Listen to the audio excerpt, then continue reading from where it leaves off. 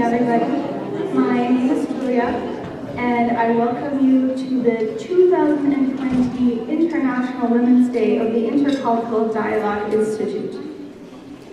This year, we will be focusing on immigrant women workplace success. Our theme is Immigrant Women Finding Success from the Ground Up. This event is an example of what can happen when immigrant women come together and they have a shared goal, they have a shared vision, and they work very hard. For the last 5 months, a committee of 5 women have been meeting very regularly to put together tonight's event. And something that is really wonderful about our committee is that each one of us has, at some point in their life, or currently is, experiencing what it is like to be a newcomer in a new place, in a new environment, and it is very fulfilling. Being an immigrant is challenging, but being an immigrant woman can be even more challenging. Each immigrant experience is unique, but we need stories of those who are similar to us to be assured that everything will be okay. I therefore ask you to join us to hear the stories of the women we invited to come share their experiences with us tonight. And we will dare to dream of what can be achieved. We will celebrate each other's accomplishments and the accomplishments of ourselves. I would like to thank the many volunteers and everybody who was involved in any capacity in making tonight happen. It is your determination and sacrifices that make community building events, such as finding success from the ground up, possible. We of course plan to have similar events again in the future, and for that we need a little bit of your help. You will find a feedback form on each seat, and we ask you to please complete the form if you are willing to do so, and to please drop it off at the registration table once the event is over. You can also use this form to take notes. It is entirely up to you. So thank you very much to everyone who's here tonight. And next, I would like to ask Karen McCrum, our member of Parliament for Canada Parliament, up onto the stage and to share some opening remarks with us.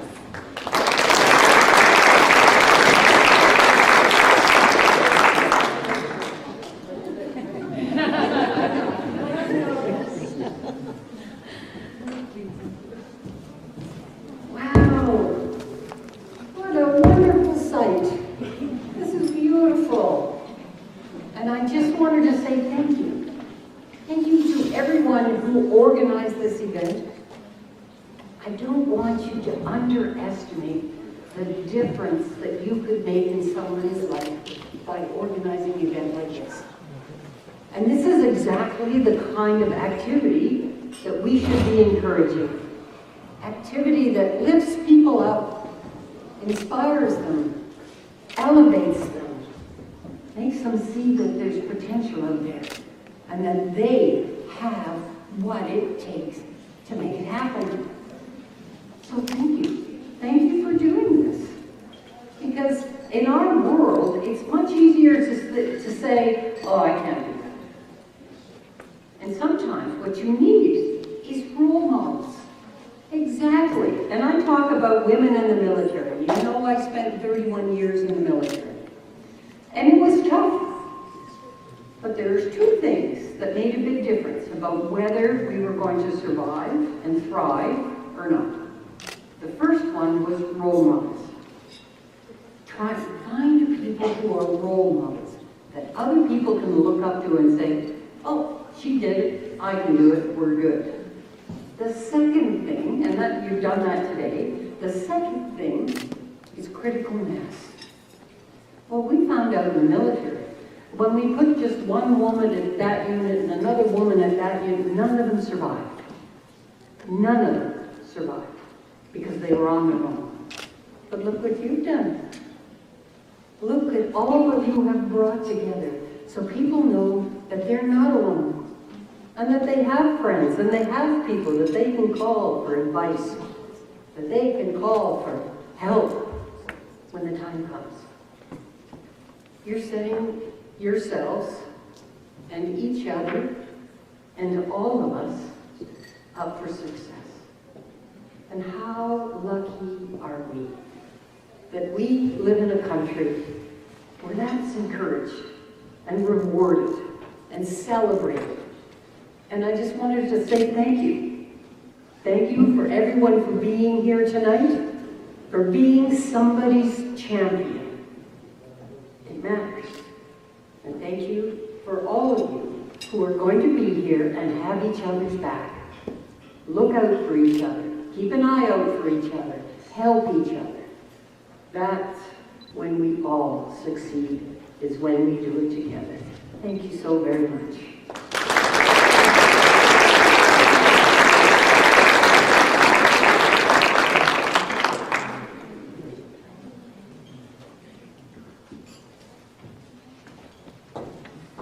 Thank you, Karen, for your continued support. We really appreciate it. And now, before we move on to the next part of our event, we will take a moment and watch a video. We have a special video message from Minister of Status of Women, the Honorable Miriam Monsef. She has recorded a special video for us, which we will be watching right now.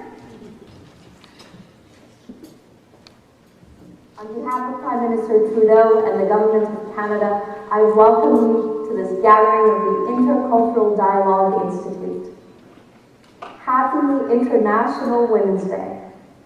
Over the past century, International Women's Day has been a focal point to recognize the contributions of women everywhere. We all know women who are making a world of difference every day. Because of them, we have come a long way in advancing women's rights and human rights. Women's Day provides us an opportunity to thank those women who have overcome barriers, those trailblazers and community leaders whose efforts and impact inspire us all. Women's Day is an opportunity to learn more about those women whose stories should be better known. Because of their hard-fought battles, we all enjoy greater rights, choices, and opportunities. That's why Canada's theme for the 2020 International Women's Day is Because of You.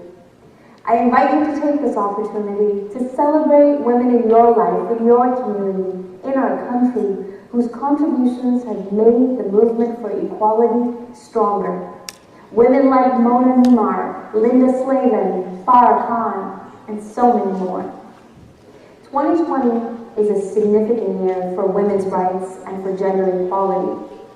It's been 75 years since the establishment of the United Nations, 50 years since the report of the Royal Commission on the Status of Women, 25 years since the Beijing Platform for Action was developed, the most comprehensive blueprint for gender equality. And we are in the countdown decade to 2030, with much progress to celebrate and so much work ahead of us. And as we all know, there is pushback to every step we take forward. We owe it to those who have come before us to continue their important work. As we come together to celebrate our achievements and honor women of impact, we renew our collective resolve to work together to push back against the pushback. Our government will always be a strong partner with you in this important work. Happy International Women's Day.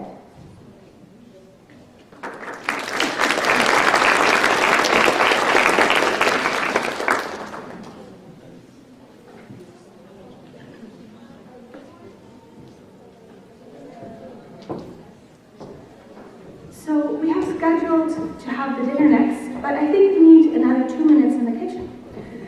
So, to be perfectly honest with you, it's a volunteer event, so things can take a little longer sometimes. However, I would like to draw your attention to the workshops we held. And one of the workshops we did was entrepreneurship and social marketing. And I would like to take this opportunity to let Lilia maybe tell us a little bit about her workshop and a little bit about herself. So applause for Lilia.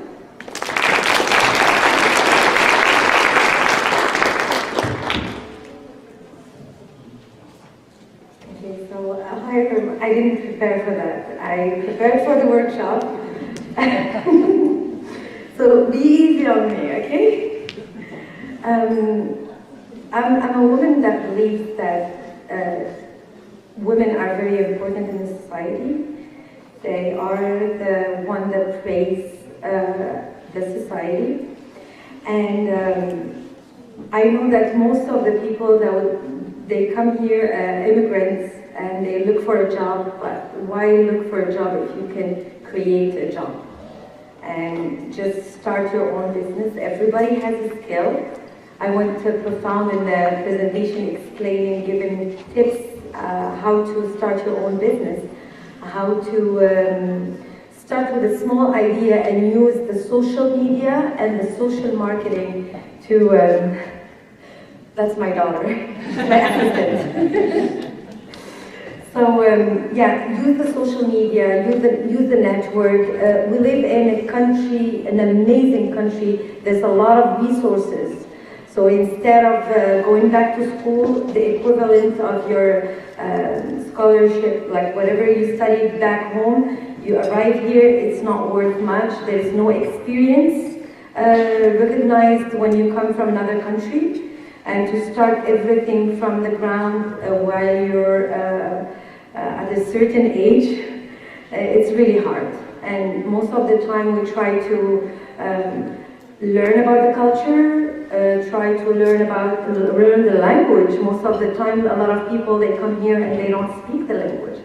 And luckily, there's a lot of jobs out there, there's a lot of ideas where you can help, you can provide, you can grow the country, and you don't really, it doesn't take that much of the language. You can start, there's a lot of industries here in Canada. By learning about the culture, you would know that there is a lot of jobs or work, like business ideas, where you can start and you can work right away, and you don't need that much of a language of, for example, hairstyling, cleaning companies, and that's one of the biggest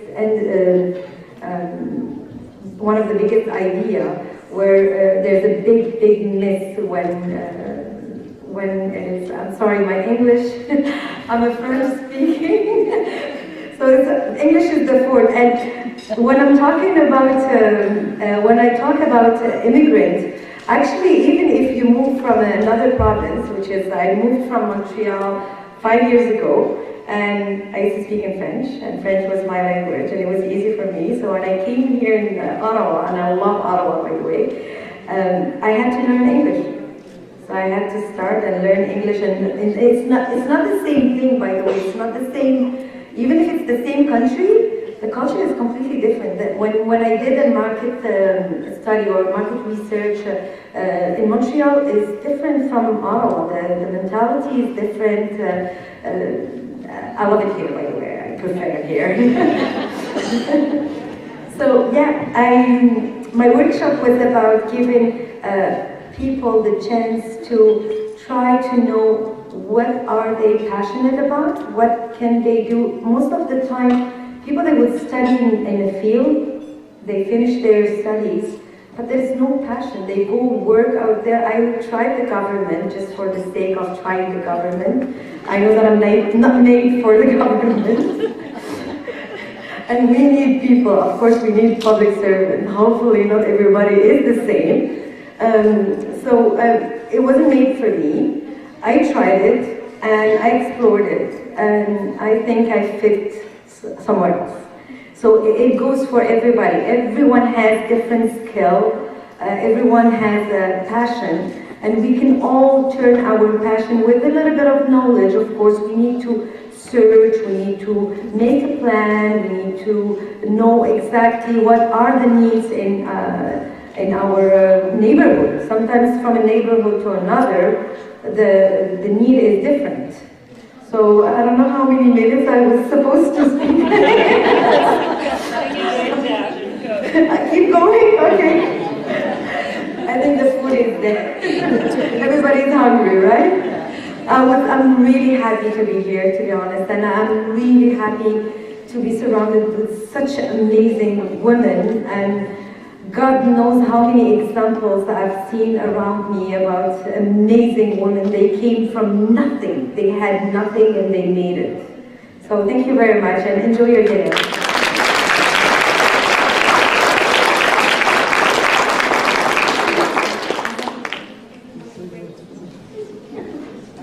Thank you so much, Lilia. We really thank you for your contribution. So, our schedule has changed a little, but that is all right. We will now introduce our MC and keynote speaker for the night, Lovina. Lovina came to Ottawa first in 1996 and has held senior managerial roles with BlackBerry and with the Department of National Defense, eventually starting her own technology consulting company.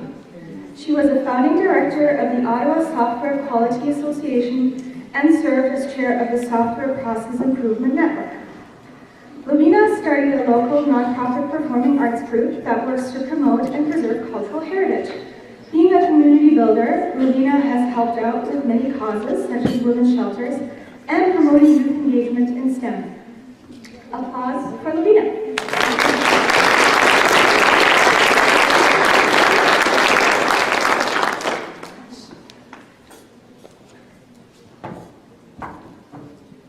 Thank you so much, Julia, for the lovely introduction.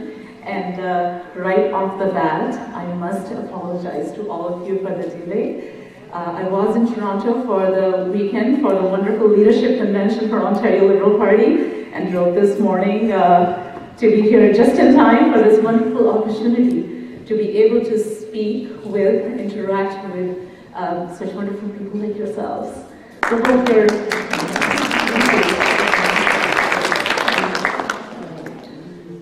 So hope you're enjoying the evening so far. Thank you so much for coming out. And a very happy International Women's Day to all of you.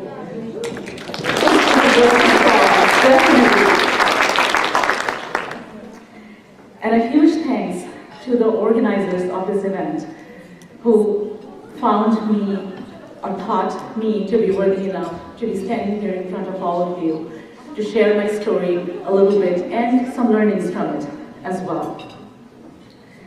I've been invited to share my thoughts on immigrant women finding success from the ground up.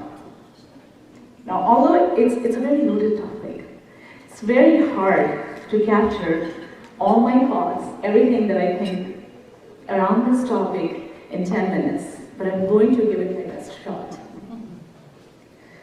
So before we talk about finding success and all the challenges and everything, let's actually spend a couple minutes to talk about who do we see as immigrant women? Is it all immigrant women, of color or otherwise? Or is it all women of color, immigrants or not? I want you guys to take a pause here and really ponder over that. I'm sure you would agree that all of us, at some point or other in our lives, have intermixed these two. And we have made assumptions based on physical appearances that may or may not have been true. Obviously, we have women of color who are non-immigrants, and obviously we have immigrants that are not of color. So, but then you would ask, why does it matter? Why does it matter to differentiate between the two? It is a valid question, but to understand why it matters, we need to dig a little bit deeper. And while we dig a little bit deeper, we need to dig on both aspects. The challenges that women, immigrant women of color, immigrant women of no color, we all face, as well as what we do to overcome, and what we need to do to overcome these challenges. There are similarities, as you will see, as we'll explore them on this journey in the next few minutes together. There are similarities and there are differences. And my hope is that as I talk during the course of the next few minutes, each one of you is able to at least identify one similarity with the challenges and with what we need to do to overcome those challenges. Because I honestly believe that we are more similar than we think. The intensity, the degree to which we face these challenges may differ. The degree to which we need to work hard to overcome these challenges may differ. Based on the circumstances, sometimes they're based on culture, but even families within the same culture, one family is different from the other, right? There are so many layers. It is a complex topic. I'm not going to pretend to be an expert here by any definition. All I'm going to do is just share my 20-some years of my life that I spent in Canada as an immigrant woman of color, trying to find success. I'm not going to claim I'm successful. I've done a variety of things, like you heard Julia say, and I've enjoyed every little bit of whatever I did. And I guess, just like all of you, I'm striving, I'm aiming to get to that point where I can say, yes, I succeeded. And I hope that never happens, actually, in some ways. Wouldn't you agree? We always need to strive towards that, the next goal and the next goal. So let's, with that pretext, since time is limited, I'm going to jump right into the challenges. What are some of the challenges that we women face collectively as one? Immigrant or non-immigrant, of color or no color. The number one issue, I'm sure all of us would agree, is sexism. We all face it, right? In some cultures, we face it to a lesser degree. In other cultures, and like I said earlier, in some families, we face it to a much lesser degree. And I'm one of those really, well, I consider myself lucky and not at the same time, because I grew up in a family where I did not at all face sexism growing up. I'm married to a wonderful man and his family where I did not face any sexism of any kind, but it's a disadvantage as well. It was felt as a disadvantage by me because when I explored in the outside world, it came as a shock. Initially, it came as a shock. I could not even comprehend some of those discriminatory looks, I would say sometimes. Even, women get looked at differently, and that discrimination, right? So that is one that sees no boundary in terms of whether you are of color or not, right? We all face it everywhere we go, in the professions, in education, and whatnot. On top of that, if you are of color, of course there is, I'm going to say the R word, I'm going to say racism. I am, because it does exist. If we want things to change, the very first thing that we need to do is to accept it. Because if we do not accept it, we're not going to be able to change it. So it does exist. Now, I'm going to talk more about, my strategies of how to overcome that, how did I overcome that at various instances. But it's hard to explain. It's hard to explain. Like, no one is going to come to your face and say to you that, oh, I'm behaving this way because I'm being racist to you. They're not going to.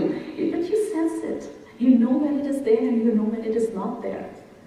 I have the fabulous Karen McCrimmon sitting in front of me here. And I have to say, this is one wonderful woman. When I was running for office, she was one of the ones who I approached as a woman, looking for advice. And I have to say, she was so supportive. Like, really, Karen, I mean, seriously, I have to. Big round of applause for Karen. She was so supportive. Anita Vandenberg is another one. I approached her and she, without a bat of an eyelash, she was like, yes, absolutely, you should go for it. and this is how I can help you, and this is how I cannot help you. Because, everyone has limitations, but I mean, I really would never forget how women like Karen, who have come out of their way and helped me, and I'm sure many, many other women like me, because you are in such a powerful position, Karen, and you come across so many people, so many women like me, or may not be like me, who I have no doubt in my mind that you would be there as the first one to extend your helping hand. So that is one thing, is support. Like, we need to support each other. And without that support, it's not going to, well, we can keep going around in circles, is pretty much how it is. So those were some of the obvious ones. What are some of the subtle ones?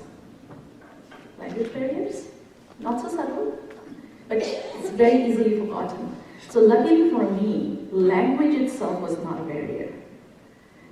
I studied English, I learned English, that was fine. But you'll be so surprised. I learned English in the context of my education and in the context of my profession. I cannot tell you that despite being absolutely fluent in work settings in English, how hard it was for me to have a conversation socially. Because I just felt like, oh my God, it feels like I do not know the language. And that was not correct. So I think many a times, I think it's very complex, because many a times people think, oh, well, you're fine, like maybe you're not able to speak because you're having, a lack of ideas or something. No, I was not having lack of ideas, it was just that my vocabulary was limited to professional settings, and it was not expanded enough by that time to social settings. Lack of network, that's another one. When I came here, fully qualified, studied engineering, had worked in IT for a number of years, and was completely confident of my abilities. But I had no high school friends here. I had no kindergarten friends here. I had no colleagues here. I had no family here. You have to start from somewhere. So guess where I started from? Playgrounds. That's where I would take my kids. The parks. And while my kids would be jumping up and down and going down that slide and swinging on that swing, guess what I was doing? I was chit-chatting with those women who I was having trouble communicating because of that social language barrier. I was pushing forward. It was like, you know what, I'm going to make mistakes, and that's okay. I mean, if they don't like me, maybe tomorrow they'll change their time, but they bring their kids to the work. Sure, I can deal with that. So, it's that network that I had to literally build from the ground up. I had to. And I have to say this, when I ran for office, guess who were my number one supporters? My two children's parents.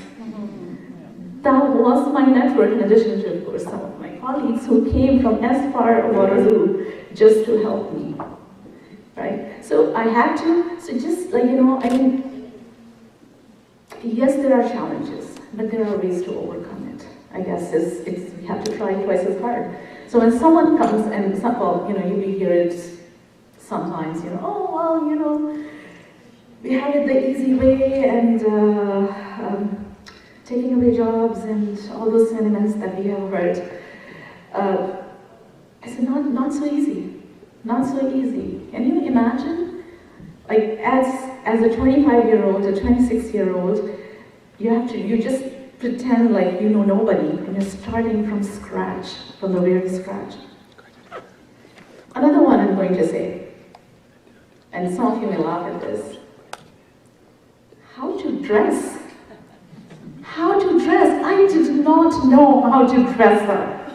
I did not know how to dress up in this society. I was very meticulous about, send me to an Indian event. Oh my God, I would know what kind of sari would go there, what kind of fabric I should put on, what kind of work, how heavy, how much not heavy, but I would not know what to wear to work. And I will share a very funny story with you here. And the story goes that it was actually not even the first time. So the first time I came to to Ottawa was in '96, but that was from April till November.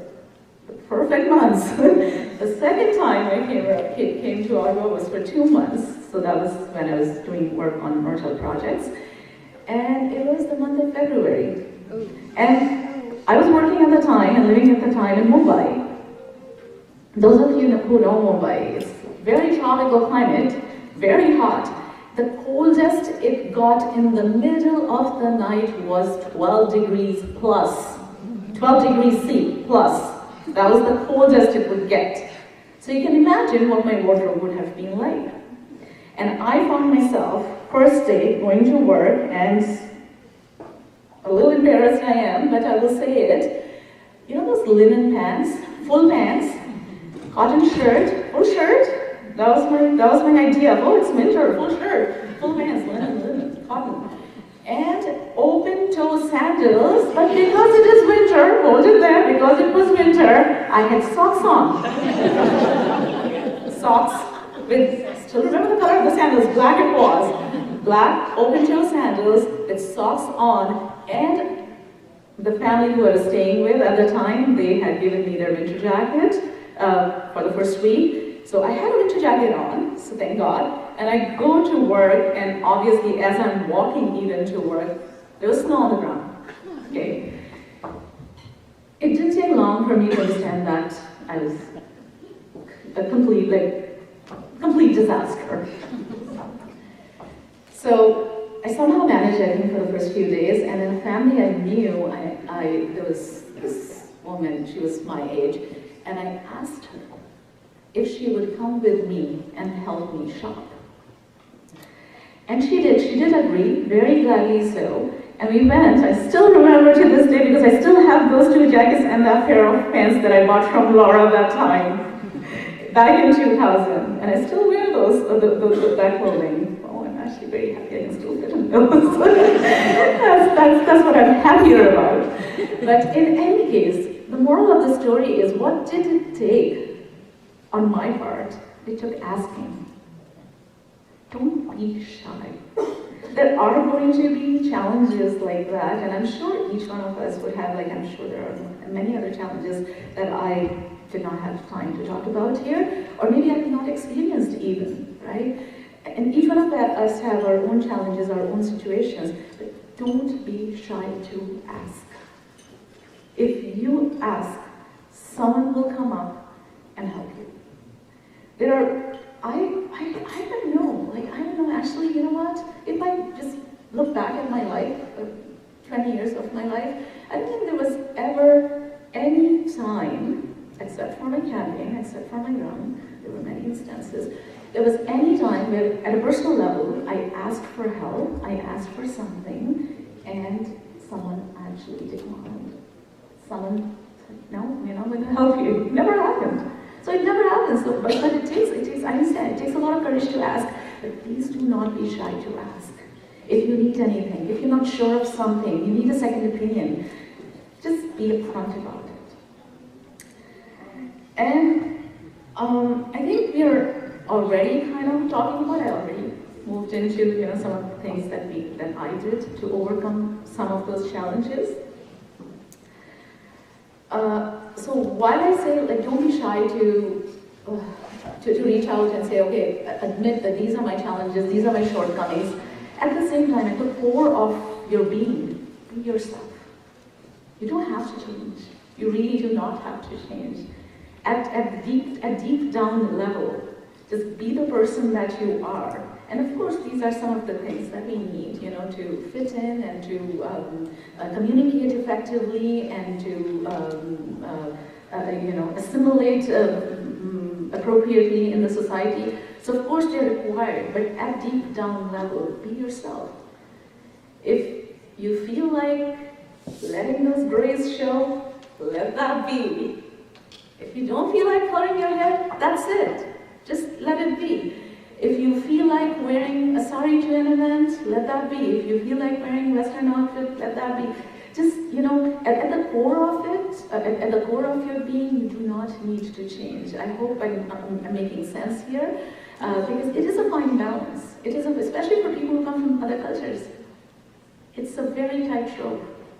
You do too much of this, you go, you do too much of that, okay, right? So there's no winning there. The only winning is if you just listen to your practice yourself.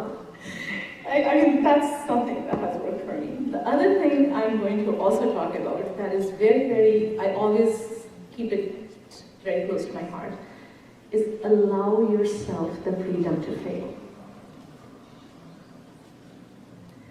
Take risks.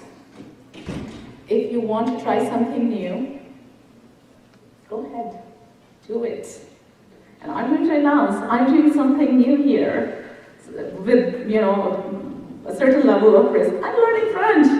I'm 47. I'm learning French. I don't know if that's even not. It's pretty embarrassing, when you're sitting in a classroom, and I think it took a lot of courage on my part. It did. But take risks. If you fail, at least you tried. I mean, and in any case, there is no failing. I mean, failing is it's just overrated. There's no failing. You go on, you learn something anyways. It's the journey that matters, not the outcome as much, right? So, I'm getting the signals there. I just would like to make one last point, if I may please get the time, Shannon. I was at the International Women's Day breakfast, the Mayor's International Women's Day breakfast on Friday, and I think it was Councillor Teresa Kavanagh who made a point. She made a mention of how in the last 50 years, the stats on violence against women, we've seen no change. In fact, if anything, it has increased. And it prompted me, it's one of the thoughts that I have always had. It kind of came to the forefront, and I thought I would share it with you guys tonight. So in the last 50 years, what have we done? We have taught our women to be stronger. We have taught our women to claim their place in the society. We have taught our women we can do everything that a man can do. What have we taught our men? Have we put in an equal amount of effort in preparing our men to adapt to the changing landscape? Have we taught them that doing the dishes and cooking is not going to make them any less of a man? We have not, as a society. So here on this International Women's Day, here's what I want all of us to pledge. Okay, and I want each one of you to say this with me. We ready? I want to see the nods here. Okay, so for the women, may we continue to support them. May we continue to support them. May we continue to raise them. May we continue to raise them. And may we continue to be them. May we continue to be them. And for the men, may we raise them. May we raise them. And may we support them. May we support them. When we see a man, I love how you guys are so good at following instructions here. Wonderful, love it. So when we see a man do something that is not traditionally their job, let's encourage that. Let's not put that down. It's like, bravo, great, right? So with that hope and with that wish, I'm going to wrap it up here. Thank you so much for being such a wonderful audience. I'm very happy to have you.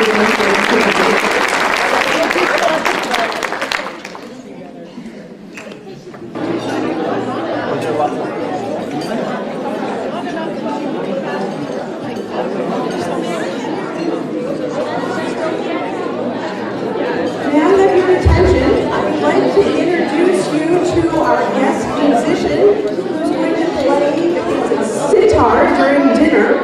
His name is Oli, and he has a beautiful sitar with him. He has been playing this for 15 years. He's going to be playing some fusion. So I'm going to let him say a little bit more about himself and about his music, but if you would like to enjoy this, here is your chance.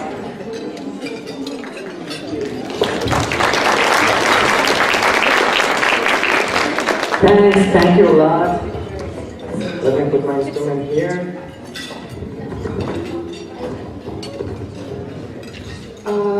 Okay, let me introduce myself. My name is Omi. I've played sitar since 15 or 16 years ago. And this is Iranian traditional music, introducing the Iranian culture as well. Let me start with the expression that there is no force more powerful than a woman determined to rise. And actually, the most beautiful thing a woman can wear is confidence. Let me say, Happy Women's Day.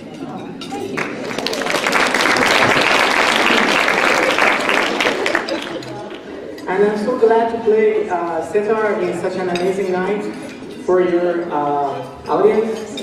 And let me thank Sabir Jafari, my friend, and the composer of the background music. It is a fusion music.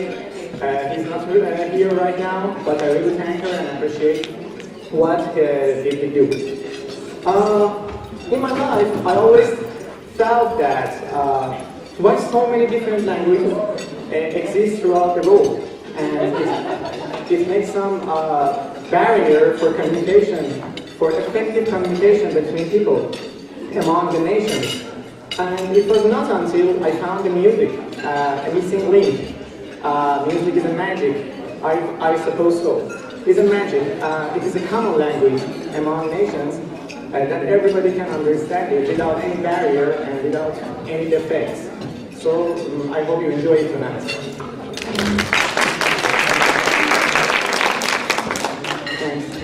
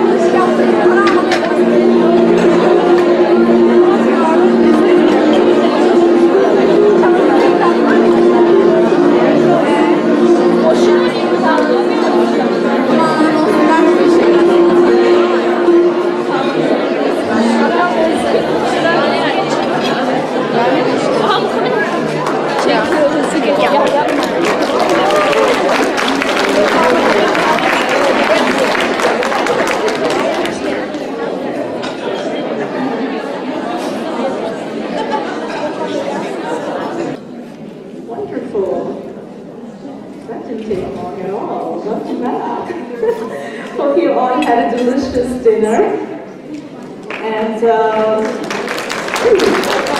actually, let's give a big round, even bigger round of applause to all the volunteers. This was all volunteers, so true.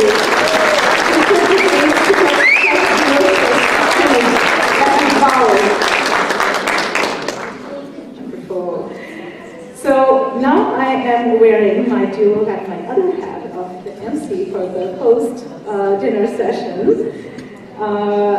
For our next segment, I'm sure you all have been waiting eagerly for the panel discussion.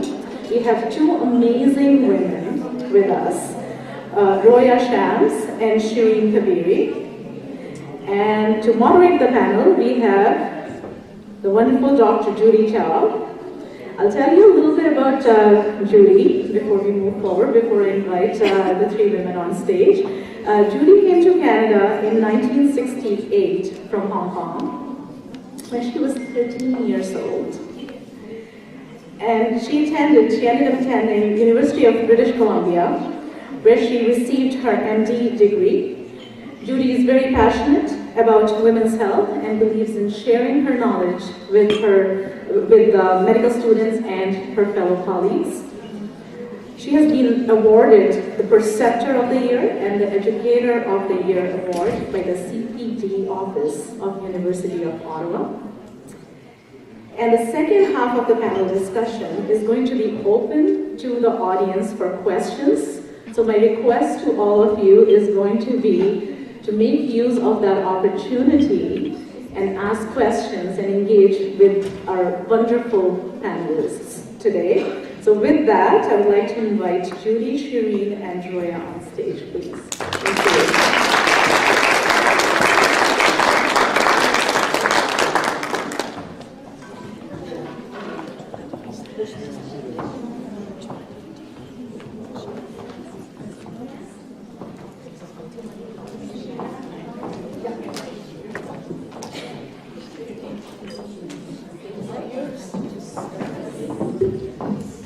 Thank you for the lovely introduction, but I have to say my most treasured accomplishment, actually, Lavina, is my 3 boys. All fine young men, and mostly I believe they are men that will respect women, men, all. So that's my finest accomplishment.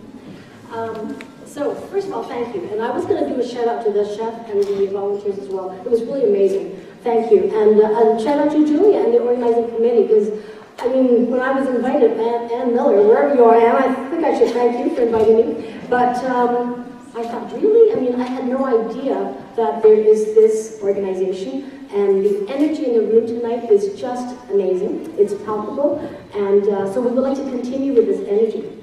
So today is International Women's Day, so I want to wish everybody a happy International Women's Day, and I believe the proper intro is actually like this, and it's each for equal. And so instead of doing elbow bumps, we can all just walk around doing this for the rest of the year. Each for equal came from the concept of collective individualism. And I just want to sort of start by saying that, because to me, that is something that we can all do. It really means that collectively, as a group, we can all make a difference. And indeed, I think we all have to make a difference. It is our responsibility. It's not enough that we think we make it better for ourselves.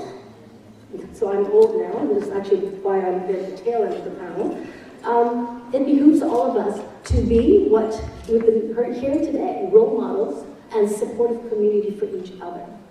So we've heard wisdom, words of cheering, and we know about barriers that Lavina had met and how she strategized and overcame some of that. So what we're going to do for the next 45 minutes or so is to have our panel tell you their stories. And actually, I'm one of those 3 with my story too. But there was a little bit of Method 12 madness. It's about immigrant women's success from the ground up, right? That's a theme tonight. So we have women in all different stages of their lives. We have the young, we have the middle age, and we have the old age. And in our own ways, we've all struggled, and of course, we've all have succeeded. So it is very humbling, and I truly mean that, a pleasure for me to be sharing this podium, this floor with these 2 lovely women who we've had a nice chat with just now. So the way it's going to roll out is I'm going to introduce Roya first, She's going to come up and tell you her story. And I'm going to time it 10 minutes, okay? And then if you have a burning question for Roya, please ask them. If not, we would like to wait till the end, because I'm really hoping we'll have like an armchair type approach to this. Let's have a conversation tonight. Let's tell us what resonates with you, what doesn't. Do you want to ask questions? Do you want to share? So after Roya, we're going to have Shireen. She's also going to come up, 10 minutes. When I do this, she stops. And then, again, same thing. And then I will give you a bit of my story. And then we'll sit down and hopefully have lots of questions. We have no plans tonight, but we could. So, it is my pleasure to introduce Roya. Now, I have to tell you, I did look up Roya's story when I was supposed to be moderating. And this young woman excites me. This young woman makes me so happy to be here because she's our future. So, Roya was born in Kandahar, Afghanistan. And Roya's life was shaped by someone very dear to her, her father. He was someone who was a police officer, but more importantly, he was someone who believed in gender equality. He believed that education was the key. And he bucked the system. He was going against a cultural norm of education only for the males. So he encouraged, homeschooled Roya and her sister. But he took a big hit. He sacrificed his life in 2011 for this. Thank goodness Canada is this great country, and with the help of the Toronto Star reporter and very generous readership, Roya came to Canada in 2012. Out of good fortune, she landed in Ottawa, went to a great school who waived the fees, graduated from the University of Ottawa, got a degree in International Development and Globalization. She's now working with EDC. For most of us, that will be enough of a celebration. We should be just saying, whoa. But Roya doesn't stop there. Roya is an activist for women's rights and girls' education. So I do have to read this part because there's just so much to tell you. But I will make it quick, because she's going to go like this soon. So Roya pays back and pays it forward in so many ways. She would like to empower women and young girls by teaching them literacy skills, computer skills, English, to women and girls in Kandahar through the Afghan Canadian Community Center and the Khadisha, I didn't say it right, I know, Women's Association. She's an ambassador for the Canadian Women for Women in Afghanistan. So in that role, she speaks across the country. She is involved in fundraising. She does work for Syrian refugees. She speaks to parliamentarians. She's also an active volunteer tutoring newcomers at the Catholic Center for Immigrants, and she's got a foundation to help street kids in Kandahar. She's also associated with Canadian Federation of University Women to help the missions to ensure women and girls have equal access to education. She just won the Diversity Inclusion Award. That is a nationwide, I guess I don't know how to say it. Anyways, an EDC, but the people from which they choose from is nationwide. So we have in Ottawa, Roya, who's won this award, and we're very, very proud. And because of that, she was honored as a Junior Voice of Hope by the Economic Club of Canada. So without further ado, Roya.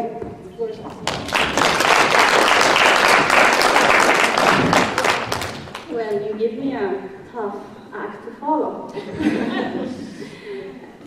Good evening, everyone. It's such an honor to be standing here tonight in this room. Such a vibrant, pleasant, and I see this room as a perfect Canada. This is who we are.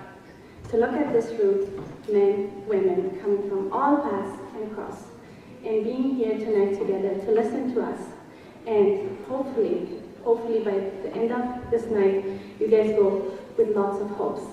Because our struggles not only shape us, but shapes the future of what we do, where we are, and how much we struggle. Tonight, I'm going to take you guys in a small journey of how we can overcome, and what it takes, and how many people can be involved.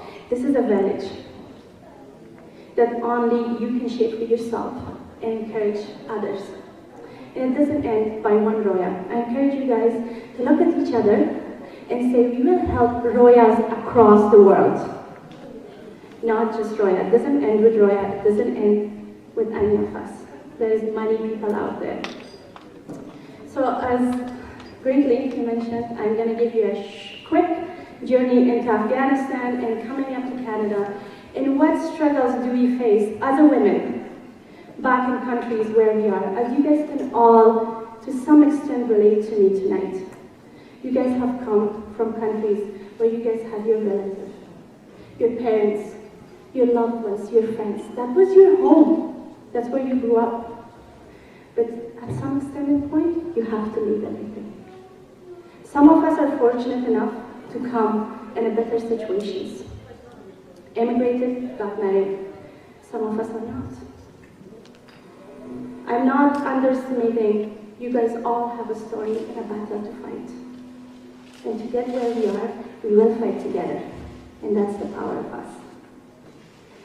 Being and growing up in Afghanistan, even though I lived in a conservative society, where there was no chance for a girl like myself to get education, and not only get education, but empower other girls to get education. To say, as my dad always said, and I will always say this, no rights are given to us. We have to take our rights. We have to find a place for ourselves. Nobody's gonna tell me, Roya, come sit right here. Because I have to get out from that end of the room and come sit here. Because this is the right place for me. And that's what happened. When Taliban took everything away from me. My home, and especially my dad, who was just not the father. Was a supporter, who was a women's rights activist, who believed in all gender equality.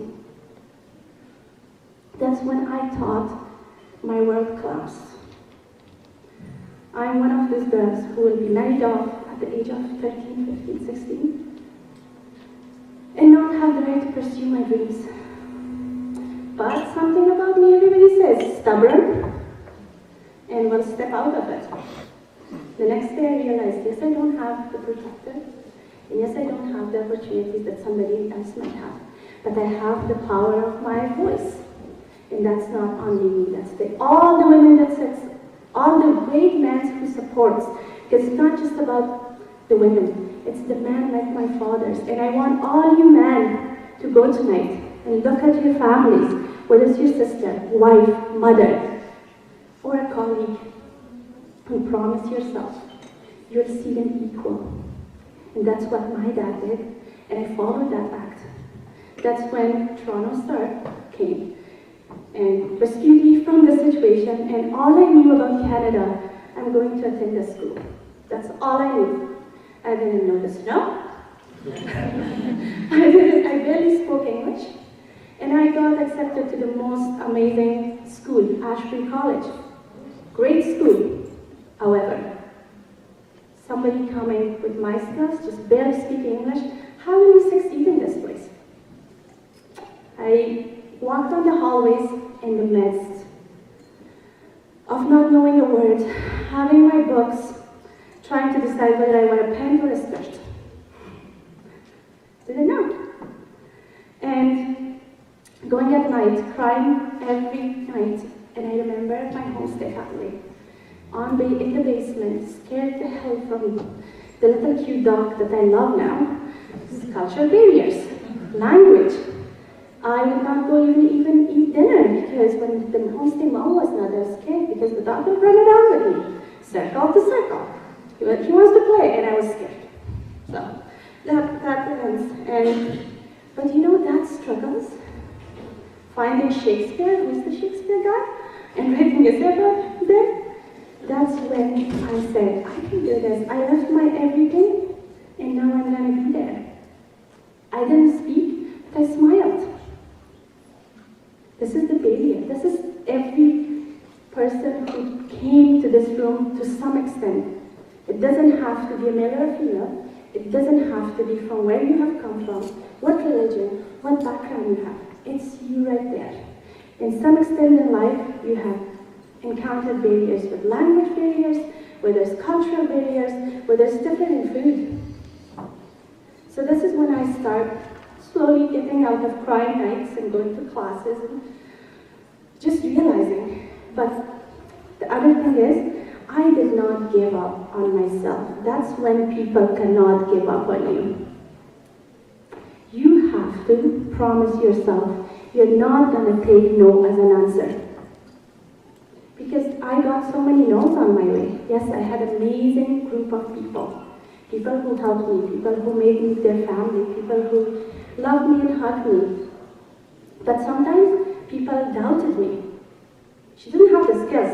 How can she go to university? She doesn't have the budget to pay for university.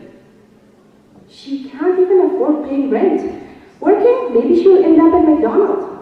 That's okay for me. If I'm trying to get an education, that's not the end of the path for me. I'm gonna go. And that's when I put my pants out and say, I'm gonna prove them wrong. And I believe, I'm telling you guys, it's good to have some negative people in your life who can help you. Exactly, who laughed right there? That's when you get to get up in the morning and add more purpose to your life. And that's what it was. I got scholarship to U Ottawa. I did international development degree. And I knocked EDC's door, which I found refuge. And I said, I'm trying to get through university. These are my skills. Well, am I perfect? No, I'm not. Do I have potentials to learn? Yes, I do. And when I look at this room, all of you have that potential. And I urge whoever in this room have the position of power or working, please hold each other's hand. It's a circular world. If we don't take each other's hand, it's like a machine. We cannot function properly.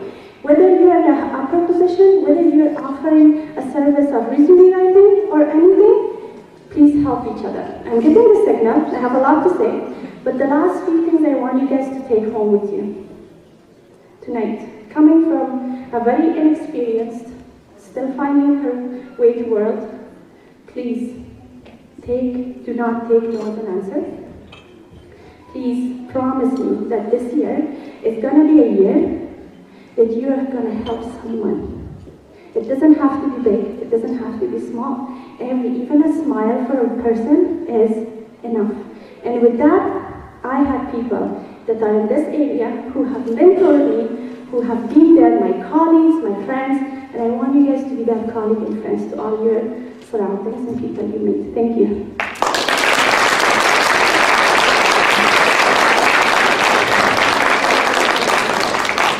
So any burning questions for Laura right this moment? If there is, we can answer one. If not, we'll continue until later. Are we good? Okay, so then it's my, thank you so much, that was great. So it's my pleasure to introduce Sharon, who was my dinner mate. So Sharon came to us in 2002 from Iran. She studied midwifery there, and when she came to Canada, it was not her fault, but she learned it in Toronto. When she worked as a registered nurse in birthing units at different hospitals in Toronto. And she was telling me at dinner the many challenges that she had, new country, new language, and she'll tell her story. And actually, it was very interesting. She's a published author. Out of her years of challenge and adjustment, she actually decided to write a book. And it's in Farsi. And I asked her, so are you the girl in the book? She goes, no. She says, it's a little bit of all of us. And I just think that's really powerful because, again, we share more than 99% of not just our DNA, but of our life experiences as immigrants and as women. So that was really cool. Anyway, then she went on and got a master's degree in women's studies, University of Ottawa. And her research, which is really cool, is intersectionality of women's health and different social issues. And maybe she'll tell you a little bit about that.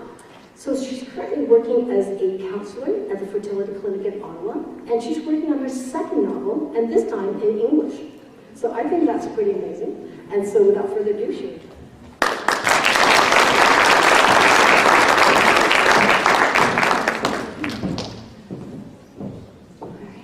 Hello everyone. First of all, I want to take a moment to thank the panel. Judy, thanks for the kind introduction. Thanks for organizers inviting me. I'm honored to be here. I couldn't think of a better way to spend International Women's Day than this. So happy to be among all of you wonderful people. It's really hard to talk after Roya. Honestly, I'm a very ordinary person. I didn't do anything really special in my life. Had some struggles being an immigrant woman, but when I was reading about Roya, and I said, seriously, am I going to take the same stage with her? Wish me luck, Lord. Anyhow, as you said, we all share same experiences. I was listening to the other speakers, and I was thinking that how they kind of speaking about my story.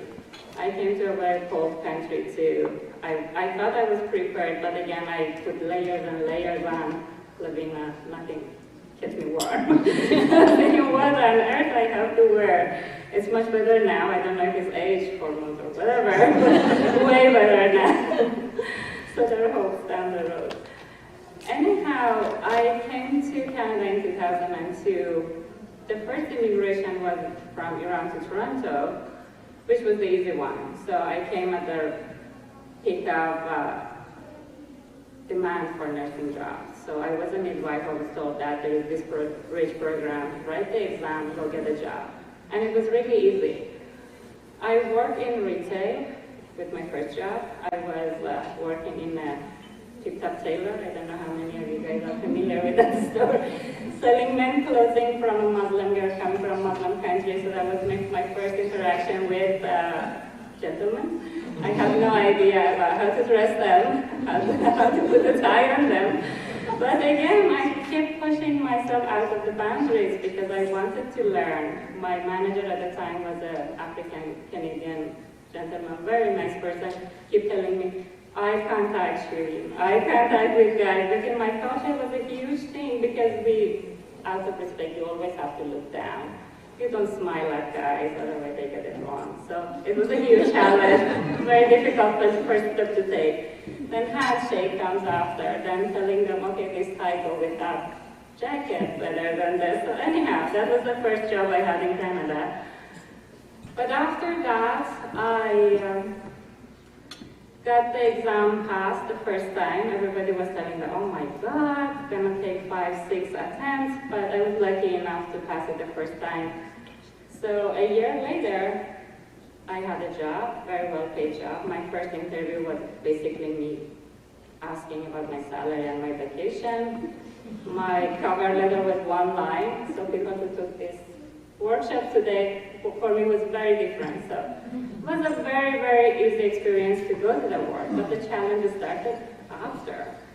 So I stepped in a hospital for the first time in a Western country, having no clue about how the equipment works. I had the knowledge. I was a midwife for many years, so delivering babies was my job, my passion. Nothing weird about that. People's anatomy is the same, no matter how different the outside look, inside is the same. So I knew about the actual job. But again, I remember they gave me a binder. Everything is electronic now, so I'm kind of giving up my age. At that time, everything was a binder, so I was given a thick binder like that for a patient. Doctor's handwriting, you know what I'm talking about, which is really hard to read in your own language, never mind writing in English. So that was figuring out why this patient is here. What am I supposed to do? What are my resources? I'm transferring her to another hospital? You're kidding me? And they told me, go get the job done. Nobody was caring about my license being in danger of, I don't know, maybe killing somebody or something. But again, thank God I knew the job. I just needed to ask. And I never refused to ask people. So I said that it's not gonna make me a lesser person. I asked, people always help. And then I survived it. The second immigration was from Toronto coming to Ottawa, which I thought, okay, I'm a nurse, 10 years of experience, Canadian experience under my belt, shouldn't be a problem. So I took 6 months to write my book. So I thought that's gonna be fine, but it wasn't. So I came to Ottawa 10 years ago. I didn't speak French, so that took away a lot of opportunities for me.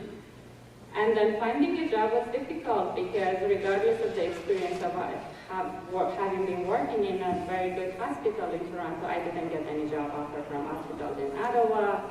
They preferred bilingual nurses. So anyhow, I ended up working in different areas from geriatrics to pediatrics to maxillofacial surgeries. Anyhow, very different area of nursing that you have to really go and learn. So I wasn't in my comfort zone anymore. But it didn't scare me. I was always confident. I was always thought that I can do it. So I didn't get discouraged. I just learned more. I kept my goals in view. So I kept pushing and pushing. When Julia asked me to come here to speak as a successful woman, I said, me? What have I done? Then I tried to not underestimate myself. And I thought, okay, so I survived it. And actually my husband for my birthday gave me a card and he listed 20 things that I've done successfully.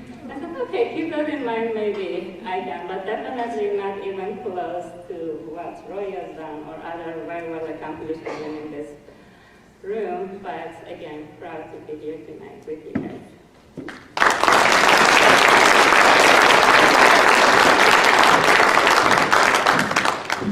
You know, I said the same thing. I said, who, me? You want my story? I think that's a problem with women.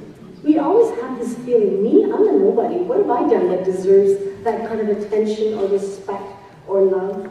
But you know, the truth is, we all have great success stories. And like, I can't remember, even if you fail, if you have some bad people in your life, you can make do. And that is a success. So as Lovina said, my story as an immigrant began in April 21st, 1968 at 10:15 a.m. when we landed, but you know, that wasn't an important thing. But we landed in Vancouver, our first flight as a whole family, and of course, the kids were very excited. But I have to tell you, when we landed, we had nobody in Canada. We had a little picture of someone, the Wongs, who was friends of friends of friends, who was going to meet us at the airport and take us to our rented home. But what I always try to imagine is the image of us getting down the plane coming through, because my father is a shoemaker. We were not one of these wealthy people. As a matter of fact, the theme for my immigrant story is sacrifice. Because my father sacrificed everything, along with my mother, to come to Canada. And people told him, we knew Canada was going to be cold, so we didn't have problems handling the snow. But, so my dad said, but we're going to be poor, so let's be ready for this cold weather. So we had it was 5 kids. We had 5 of the same coats, all right, can you imagine? All the same colors, all the same style, but of course 5 different sizes. And they all have inserts inside so that when it's cold, you put in the wool insert. When it's warmer, you take off the insert, you have a spring coat. My parents really thought it through. So as we go through the different stages of our growing up, we have the same coats year after year after year. And you know what? We did that for a long time. But I thought, gee, these people are really nuts. They come to Canada all wearing exactly the same thing. And yeah, I can laugh now, but I have to tell you, I got teased a lot at school. People used to say, Judy, how come you wear the same clothes? Because I only had 2 outfits. And I always remember a girl named Karen, and then who remembered her?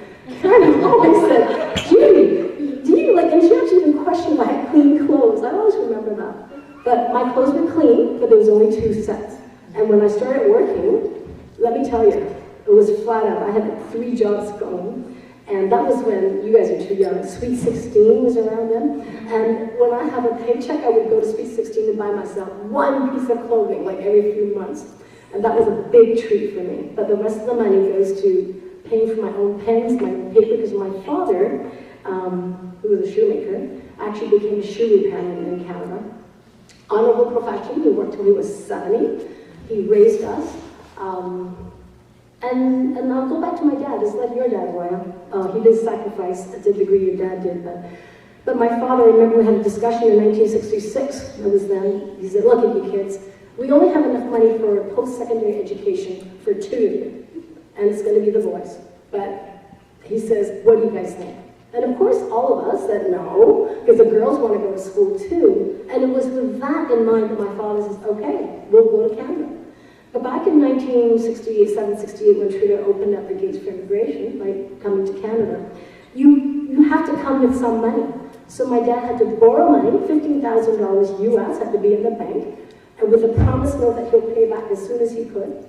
And there was no getting help. You just come and you do it. And the first summer, this is something I'm very proud of, by the way, but it speaks to my next theme, which is opportunity. The whole family were strawberry pickers. You know how you have the mushroom trucks in Vancouver, in rural Richmond back then, it was strawberry trucks.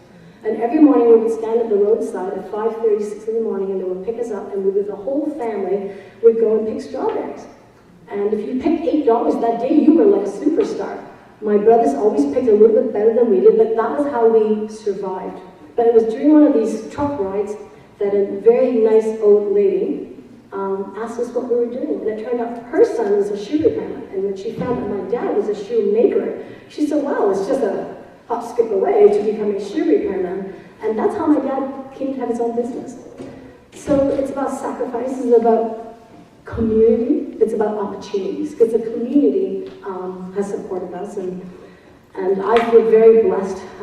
I've become a physician. It's a passion of my life. It's what I love to do. It's what I wake up for every morning. And I don't really have any bad stories. So yeah, the usual challenge, but you know what? It's challenges make us into who we are. I'm a firm believer of that. I see the world through rose-colored glasses. But you know what? It's good. I agree with Roy.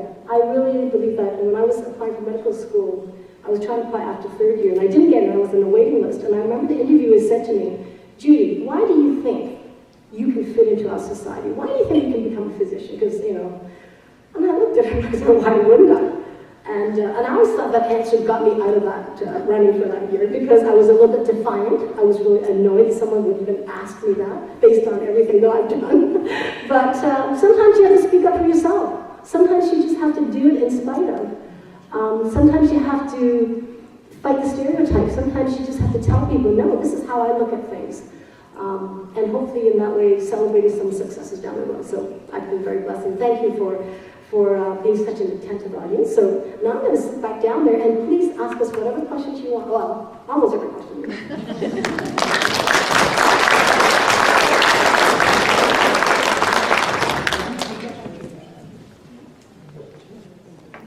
If you have any questions, I'm going to bring the microphone to you.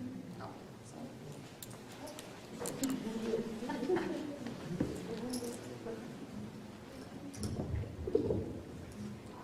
First, let me thank you for sharing your stories and your experiences, and they're certainly very common to things that I'm aware of. My question to all three of you, with your varying experiences, is that if Canada was going to do it better, whether it be at the community level or the political level, or maybe you could answer both, if we could do it better, what would you like to see happen?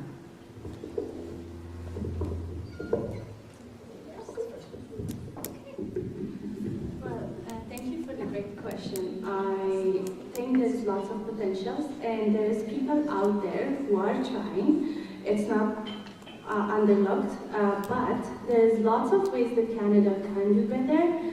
Workplace inclusion and diversity in providing better opportunity, and some of these women in this room, and you're a great example. When they come, they face so many problems in getting a job, where they have 20 to 40 to 50 years of experience, but they still have to struggle from that ground that they have to come up. And we can do better, have systems in place that can show they're eligible. For example, doctors and nurses, we are very short here in Canada. Like, you have to wait for a doctor line, hours and hours, to meet a doctor in a walk-in clinic. Why can't we bring people who have great skills, who have great talents? When we are bringing them, why are we putting them in a society isolated from us, rather than bringing them and making them part of the society? And that can be testing, that can, I'm sure the professionals will know more about this than me, but it's a doable task that Canada have responsibility to do it when it comes to immigration and women at workplaces. That's a great statement. They do have a system in place for that, but it is it's not easy. That's the thing. I mean, it's really, really difficult. They certainly, and I guess Canada prides itself on upholding these ridiculously high standards, but But I agree with you. I think we have a lot of excellent physicians who are trained elsewhere who are just, waiting to jump into the system. I was thinking, what can I say to this question? I think people in power need to listen. They need to listen. They need to find out what's, I always think that they don't really know what happens in the trenches. That's how I feel when it comes to at least my group.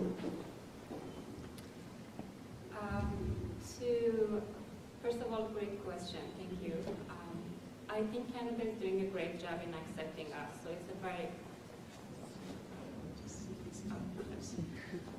a multicultural society. It's great to be in Canada. A lot of people that I know, they live in Europe, European country, or different part of the world that they face with racism in a very, very harsh way. So I think Canada is doing great, but we have to ease up things for immigrants. We have to teach people not to be scared of approaching people if they look differently. I think teaching, orienting people to different culture is a great way to go forward. Different cities also have different culture. In Toronto, it was easier to approach people. I guess we were talking about it. It was really easy to say hi to somebody in a coffee shop, ended up sitting at the same table, becoming friends. I had a lot of friends that I met in the first class Welcome to Canada, and we continue our friend, and we just developed that network. In Ottawa, I would say people are a little bit more reserved, but I can't blame anybody on that. It's just the way that the societies are. The more immigrant people come in, the more information people get about them. And then it's not just, let's say, white people with colored people. It's sometimes colored people don't know much about each other as well. So I would say education is playing a great role in teaching people how to deal with each other and how to be civilized to each other and how to hold each other's hands and pull everybody up.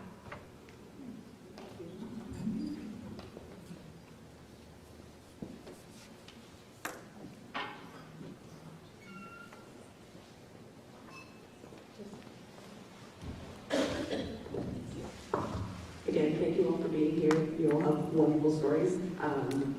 I guess my question would be, if you had an opportunity to talk to the people in power and say, like, wave a wand to convince them to do the one thing, wave your wand, do this, what would that be in regards to making the world better for immigrant women coming into Canada?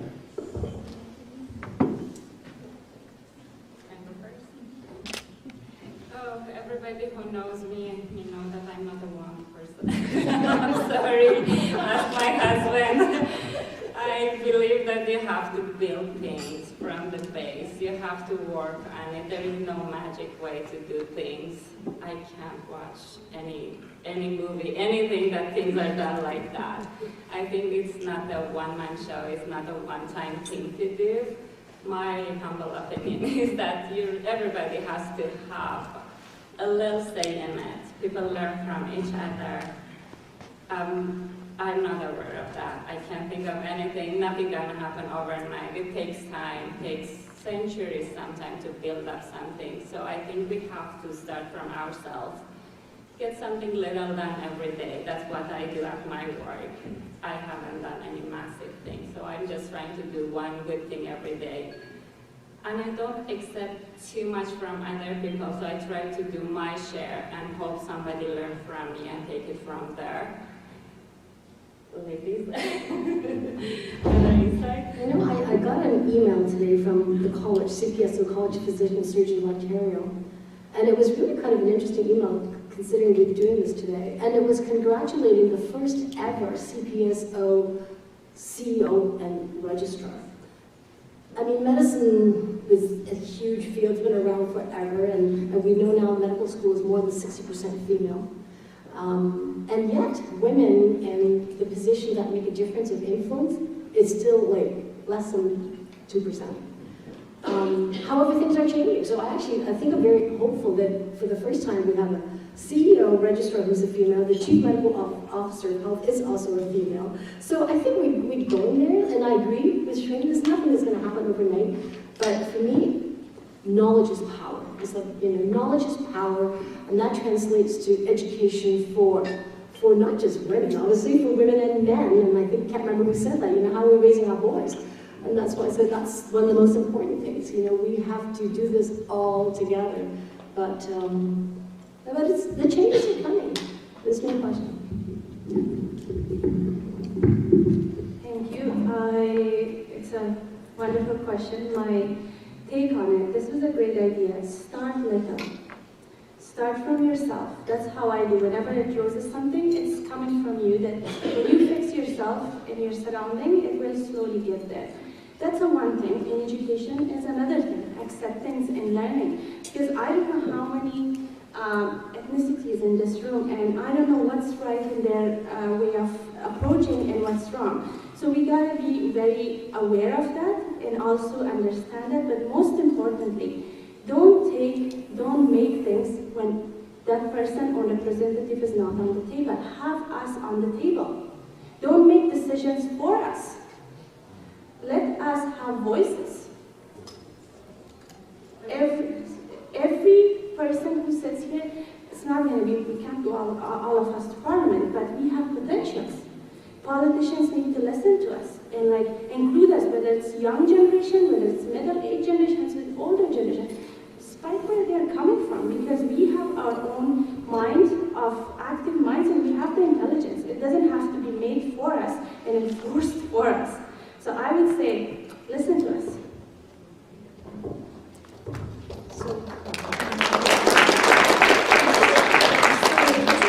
Maybe just one more question, if there's one more. We don't want to get out here by 9. Can I ask you one thing, then? Is it maybe I'll answering too? Who has been a mentor in your life, leading up to this point? Who has been your mentor? What was the question? The mentor. Who has been your mentor? Who has made a difference? Who has made? I can't say one person, because this is not a one-person thing. The first mentor or guidance or role model that I had looked up to and I grew up was my father. That even now, when I'm making decisions or when I'm going through hard time or good time, he comes to my dreams. It might sound crazy, but it happens. But after my father, I have had great people in my life. And it doesn't end with, I will do injustice if I take one name. Through high school, I had great people at Ashbury, through university, great people at Ashbury, and outside of professional life. I met amazing women who said, Roya, you show ambition and we will help you. And that's what I urge each one of you. Show that ambition, knock on their doors and say, I'm here, I don't know, I don't have network. I didn't have network. I reach out to these strong, and Ellen is in this room right now, who I reach out and say, you work in Global Affairs Canada, I need advice. This is where I want to be. And one other lady, another amazing lady, you might have seen her in news, Lisa Laflamme, who mothered me, basically.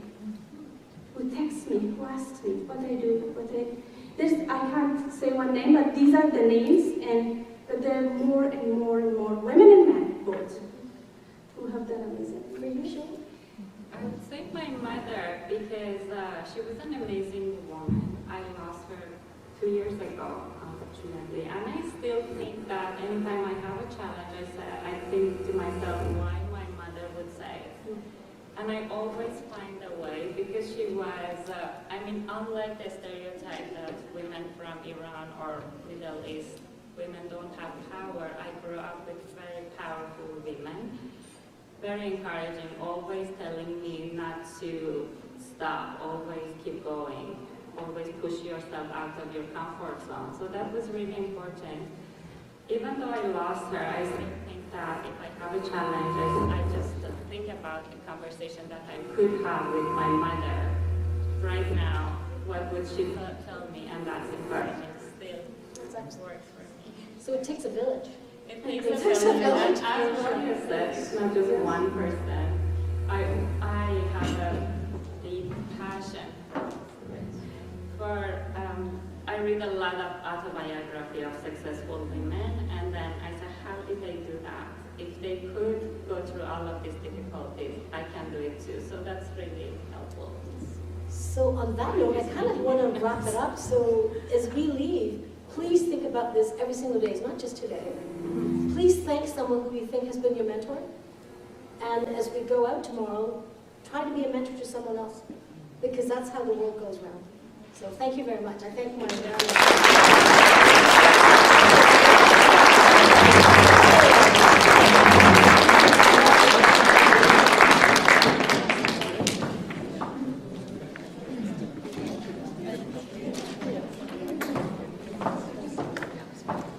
Well, thank you so much to Judy, Shireen, and Roya for sharing their wonderful stories, inspiring stories.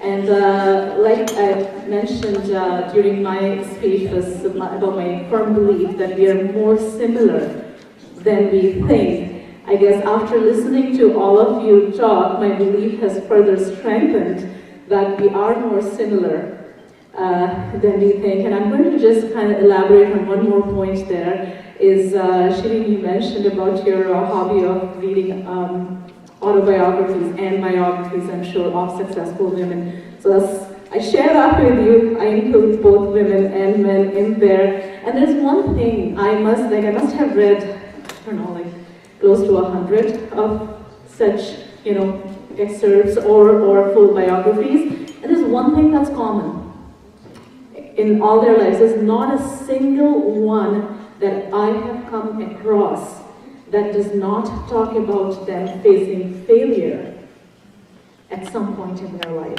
So there's one thing common in all the successful people's lives, that's the fact that they failed at some point in time. So whenever you're out there wanting to do something and you feel like it didn't quite turn out the way you wanted it to be, well, guess what? You're a successful person in the making. There you go. All right, so on that note, it's my immense pleasure actually to invite our last but not the least by any degree speaker, Councillor Jenna Suds from Kanata North. And Jenna and I have known each other since she was the executive director of Kanata North TIA. And I guess the connecting thread for us was high tech, so I cannot tell you how pleased I am, Jenna, to invite you on stage.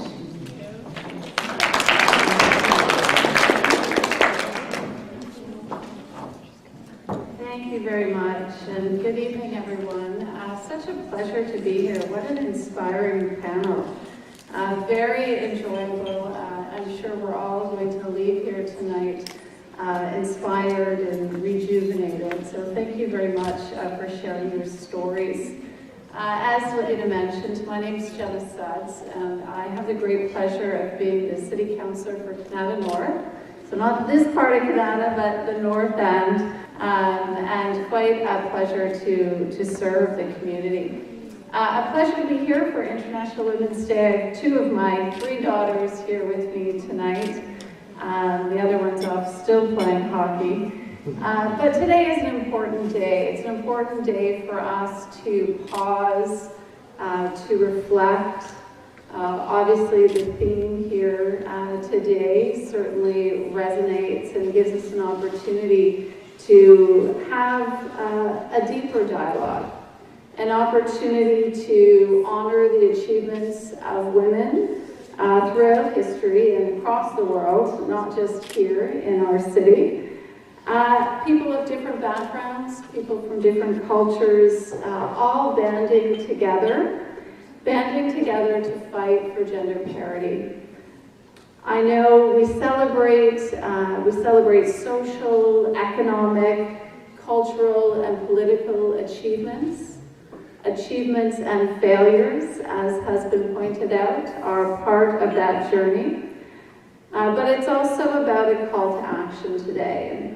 We've got some great suggestions, things that we can do as we move forward tomorrow to make sure that we continue this dialogue. What's happening here, and I regret I only got here as dinner was arriving, but I know there was further dialogue prior. The discussion tonight and just the sense of community in this room tonight, to me, that's really what International Women's Day is about. What you've all done here this afternoon and this evening, it's very powerful. It's inspiring to myself, and I'm sure many will leave here inspired today. And it's not, we have to acknowledge, it's not always easy. The journey isn't always easy. But as women, we need to stick together, help each other out along the way. Sometimes we need a nudge or a kind message, but we are all stronger together. I'd like to thank International, I always get IWD and IDI interchange here, but thank you very much for the invitation here tonight. It's a pleasure to be with you today. I won't keep you long. I know I'm between you and probably your beds and definitely my children's bedtime. But I did want to leave you with one final thought tonight. And that's a woman should be two things, and that's who and what she wants. Thank you.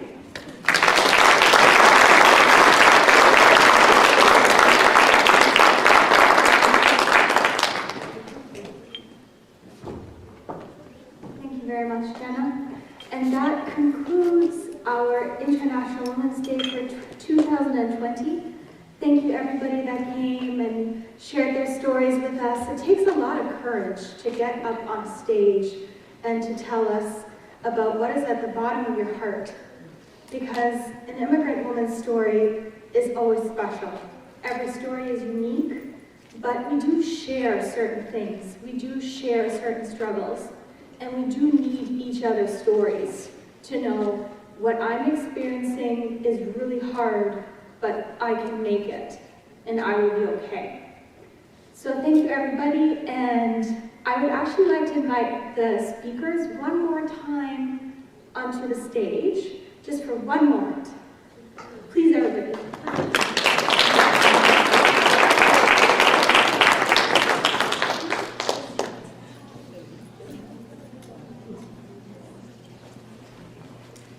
And Jenna as well.